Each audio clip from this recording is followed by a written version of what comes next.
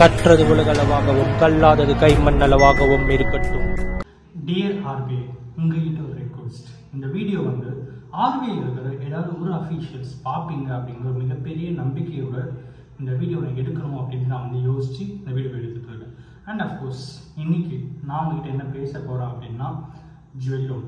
So jewel loan அப்படின்ட்டு வரும்போது நிறைய மிடில் கிளாஸ் ஃபேமிலிஸில் எல்லாருமே மோஸ்ட் ட்ரஸ்டடாக ஒரு பிளேஸ் ஜுவல் லோன் அப்படின்னு வந்தால் பேங்க்கராக யோசிப்பாங்க. அந்த ஜுவல் லோன் அப்படின்ட்டு வரும்போது தான் நேஷனலைஸ்ட் பேங்க், ப்ரைவேட் பேங்க் எதுவுமே பார்க்க மாட்டாங்க மோஸ்ட் ஆஃப் தி டைம். ஏன் அப்படின்னா அந்த நேரத்தில் அவங்களுக்கு சேஃபர் ஜோனாக இருக்கிறது பேங்க்ஸ் மட்டும்தான். நகைக்கடனை கம்பேர் பண்ணும்போது நகைக்கடன் அப்படின்னு வரும்போது சேஃபர் ஜோன் அப்படிங்கிறது பேங்க். நிறைய லோக்கல் வெண்டார்ஸ் ஜுவல்லரிஸ் லோக்கல் வெண்டார்ஸ்லாம் வந்து ஜுவல் லோன் பண்ணுவாங்க. ஸோ அங்கே இருக்கிற ரேட் ஆஃப் இன்ட்ரெஸ்ட்டுக்கு கம்பேரிட்டிவ்லி பேங்க்கில் அப்படிங்கிறது கொஞ்சம் கம்மியாகவே ரேட் ஆஃப் இன்ட்ரெஸ்ட் இருக்கும் அப்படிங்கிறதுக்காக நிறைய பேர் அங்கே தான் ப்ரிஃபர் பண்ணுவாங்க. பட் ஆனால் அங்கேயே ஒரு மிகப்பெரிய ஆபத்து இருக்குது அப்படிங்கிறது வந்து இங்கே நிறைய பாமர மக்களால் அவ்வளோ ஈஸியாக அக்செப்ட் பண்ண முடியாத ஒரு விஷயமா இருக்குது.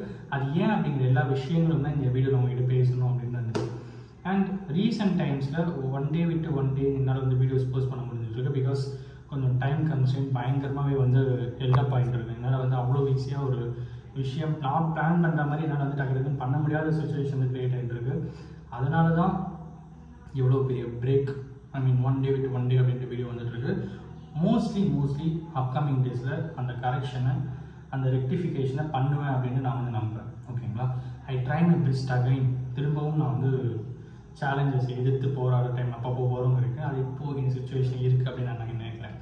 ஸோ ஃபர்ஸ்ட் ஜுவல் லோன் அப்படின்னு வரும்போது நிறைய பேர் ஏன் பேங்க்குக்கு போகிறாங்கன்னா ரேட் ஆஃப் இன்ட்ரெஸ்ட் கம்மியாக இருக்கும், சேஃபர் ஜோனாக இருக்கும் அப்படிங்கிற ஒரு விஷயத்துக்காக தான் பேங்க்குக்கு போவோம். பட் அங்கே என்ன ஆகுது அப்படின்னா ஒரு வருஷம் முடிகிற டைமில் இதுக்கு முன்னாடி இந்த ப்ராக்டிஸ் எப்படின்னா நீங்கள் இன்ட்ரெஸ்ட் மட்டும் கட்டிட்டா அந்த ஜுவல் வந்து ரெனியூ பண்ணிடலாம். வேறு லோன் அக்கௌண்ட் நம்பர் கிரியேட் பண்ணி அந்த ஜுவல் லோன் உங்களுக்கு வச்சுட்டு அந்த அமௌண்ட் அப்படியே வச்சுருவாங்க. ஸோ நீங்கள் இன்ட்ரெஸ்ட் அமௌண்ட் கட்டிட்டு அதை ரெனியூ ஆகிடும். இஃப் இன் கேஸ் ஜுவல்லோட அப்போ இருக்கிற மார்க்கெட் வேல்யூ அதிகமாக இருந்தால் உங்கள்கிட்ட கேட்பாங்க, இந்த மார்க்கெட் வேல்யூ அதிகமாக இருக்குது, உங்களுக்கு எக்ஸ்ட்ரா அமௌண்ட் வேணும்னா இவ்வளோ அமௌண்ட் உங்களால் வாங்கிக்க முடியும் அப்படின்னு சொல்லி கேட்பாங்க.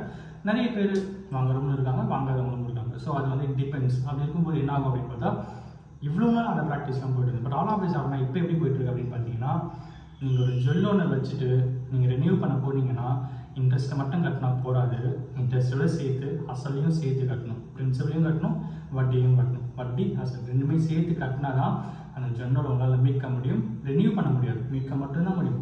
லிட்ரலி ரெனியூவல் அப்படிங்கிற ஆப்ஷனை ஸ்டாப் பண்ணியிருக்காங்க அப்படின்னே நம்மளால் சொல்ல முடியும். அன்றைக்கே எடுத்து அன்றைக்கே பண்ணால் ரெனியூவல் சொல்லலாம். அன்றைக்கி எடுத்துட்டு அன்றைக்கே நம்மளால் இப்போ வந்து வைக்க முடியாது, நம்மளோட அக்கௌண்ட்டில் வைக்க முடியாது. ஓகேங்களா? மோஸ்ட்லி பேங்க்ஸ் இப்போ என்ன ப்ராக்டிஸ் பண்ணுறாங்கன்னா நீங்கள் இப்போ என்னோட அக்கௌண்ட்டில் இருக்கிறனா நான் எடுத்துட்டேன்னா என்னோட ஒய்ஃப் நேம்லையோ எங்கள் வீட்டில் இருக்க யாராவது நேமில் அந்த இடத்துல ஜுவல் லோன் வந்து வச்சுக்கலாம். ஸோ அந்த மாதிரி ஒரு ஆப்ஷன் வந்து எடுத்துகிட்டு வந்திருக்காங்க. ஸோ அப்படி தான் பண்ண முடியுமே தவிர என் அக்கௌண்ட்லேருந்து நான் ஜுவல் லோனை எடுத்துகிட்டு விச் மீன்ஸ் ரிலீஸ் பண்ணிவிட்டு என் அக்கௌண்ட்லேயே இன்றைக்கே நான் வைக்கணும்னு நினச்சா வைக்க முடியும். I have to wait for one day, next day தான் என்னால் வைக்க முடியும். இந்த மாதிரி ஒரு ப்ராக்டிஸ் இப்போ ரீசெண்ட் டேஸ் வந்து போயிட்டு இருக்கு. நிறைய அமெண்ட்மெண்ட் சொல்லிட்டுருக்காங்க. ஒரு பக்கம் வந்து பில்ஸ் கேட்க போகிறாங்க அப்படிங்கிறாங்க. இன்னொரு பக்கம் வந்து 18 கேரட்டுக்கெலாம் வந்து ஜுவல் லோனே கிடையாது அப்படிங்கிறாங்க. இது வரைக்கும் எப்படி ப்ராக்டிஸ்னா 75% 18 கேரட்டில் 70% லோன் கொடுக்கலாம், 70% லோன் கொடுக்கலாம் அப்படின்ற மாதிரி இருந்தது. அந்த தங்கத்துடைய எடையை பொறுத்து, அந்த தங்கத்துடைய தன்மையை பொறுத்து அது வந்து மாறுபட்டு வந்துட்டு இருந்தது. ஓகேங்களா? ஸோ பட் இப்போ என்ன அப்படின்னு பார்த்தீங்கன்னா 18 கேரட்டே கிடையாது அப்படிங்கிற சில விஷயங்கள் வந்து நம்மளால் வந்து பார்க்க முடியுது. அதுவுமே இப்போ இருக்கிற ரீசெண்ட் ஆர்பிஐ அமெண்ட்மெண்ட்டில் வந்திருக்கு அப்படின்னு தான் வந்து சொல்லியிருக்காங்க. ஸோ இவ்வளோ பெரிய விஷயங்கள் ஜுவல் லோன் பொறுத்த வரைக்கும் நடந்துருக்கு. இதிலிருந்து சொன்ன ஒரு விஷயம் என்ன அப்படின்னு பார்த்தீங்கன்னா இந்த பில்லு கேட்குறது அதெல்லாம் கூட அவ்வளோ ஈஸியாக வரப்போகிற ஒரு விஷயமா இருக்காது. பட் இருந்தாலும் ரெனியூ பண்ணுற டைமில் பிரின்சிபலையும் சேர்த்து வைக்கணும் அப்படின்னு வரும்போது நிறைய பாமர மக்கள் வந்து தேவையில்லாமல் கந்து வட்டிக்கு வாங்கி ஒரு நாள் வட்டிக்கு வாங்கி அது மூலியமாக ஜுவல் லோனை ரிலீஸ் பண்ணி ஒரு நாளுக்கு அவங்களுக்கு அமௌண்ட்டு கொடுத்துட்டு அதுக்கப்புறம் மறுநாள் தான் அங்கே போய்ட்டு வச்சு திருப்பி அந்த அமௌண்ட் எடுத்து அவங்களுக்கு ரிலீஸ் பண்ணி கொடுத்துட்டு இங்கேயும் வட்டி கட்டணும், ஒரு நாளுக்கு அவங்க அந்த இடத்துல வட்டி கட்டணும்.